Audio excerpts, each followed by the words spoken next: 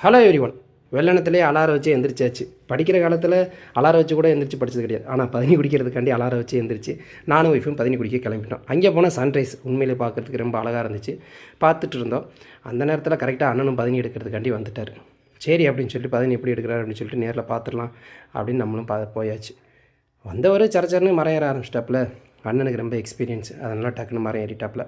நம்ம சின்ன வயசில் பனை மரம் ஏறுவோம், ஆனால் இப்போலாம் ஏற முடியாது, கை காலெலாம் அட்டம் கொடுத்துரும். அவர் அன்னை இப்போ ஏறுற அந்த இடத்த வந்து கொண்டக்கட்டு அப்படின்னு சொல்லுவோம். டாப்பில் எக்ஸ்பீரியன்ஸ் இருக்கிறவங்க மட்டும்தான் டக்குன்னு ஏற முடியும். கீ மட்டை இருக்கும், மே மட்டை இருக்கும். கீ மட்டையை பிடிச்சிடக்கூடாது, பார்க்குறதுக்கு பச்சை மாதிரியே இருக்கும், ஆனால் பிச்சுக்கிட்டு வந்துடும். மே மட்டையை பிடிச்சி தான் ஏறணும். ஃபைனலி அண்ணே பதினி இறக்கிட்டாப்புல. மொதல் நாளே பதினிக்கு எல்லாம் ரெடி பண்ணி ஃபஸ்ட்டு போயிடுவாப்புல. இன்றைக்கி காலையில் வந்து பதினி இறக்கிட்டாப்புல.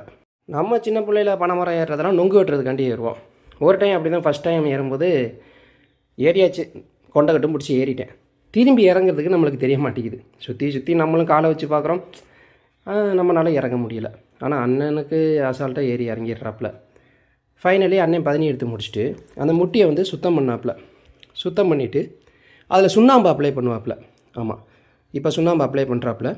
சுண்ணாம்பு அப்ளை பண்ணிவிட்டு அந்த நுங்கு குறுத்து விடும். நுங்கு இருக்கும் பார்த்திங்களா, அந்த நுங்கு குறுத்தில் நுனியில் அருவாளை வச்சு சீவி விடுவாப்புல. இது வந்து ஒரு நாளைக்கு 3 டைம்ஸ் பண்ணணும். காலையில் ஒரு டைம், மதியானம் ஒரு டைம், சாயங்காலம் ஒரு டைம். இந்த மாதிரி 3 டைம் பண்ணால் தான் உங்களுக்கு பதினி அதிகமாக கிடைக்கும். அந்த அருவா ரொம்ப ஷார்ப்பாக இருக்கும் போல். அண்ணே சக்கு சக்கு சக்கு சக்கு அப்படின்னு சீவிட்டாப்புல. சீவிட்டு கொஞ்சம் நேரம் கழித்து அந்த முட்டியை எடுத்து அதில் வச்சு அப்படியே கட்டிட்டாப்புல. அவ்வளோதான். மறுநாள் காலையில், அதுக்கு முன்னாடி காலையில் மதியானம் சாயங்காலம் ஒவ்வொரு டைம் இந்த மாதிரி வந்து பண்ணிவிட்டு மறுநாள் காலையில் இதே மாதிரி பதினி எடுத்துருவாப்புல.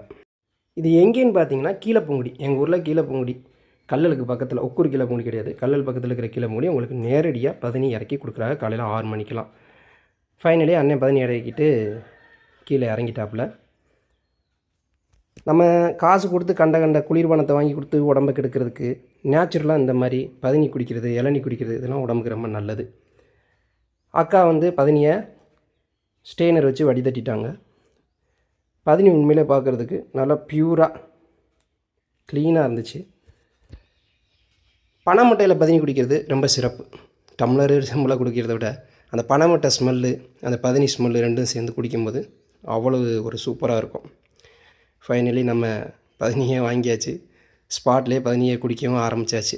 உண்மையிலே அந்த பட்டையில் பதினியை குடிக்கும்போது, வெறுவத்தில் குடிக்கும்போது சொல்லவே வேணாம், அவ்வளோ ஒரு டேஸ்ட்டாக இருந்துச்சு. உங்களுக்கு பதினி வேணும்னா எங்கள் ஊர் கீழப்பூங்குடிக்கு வாங்க. Thank you so much.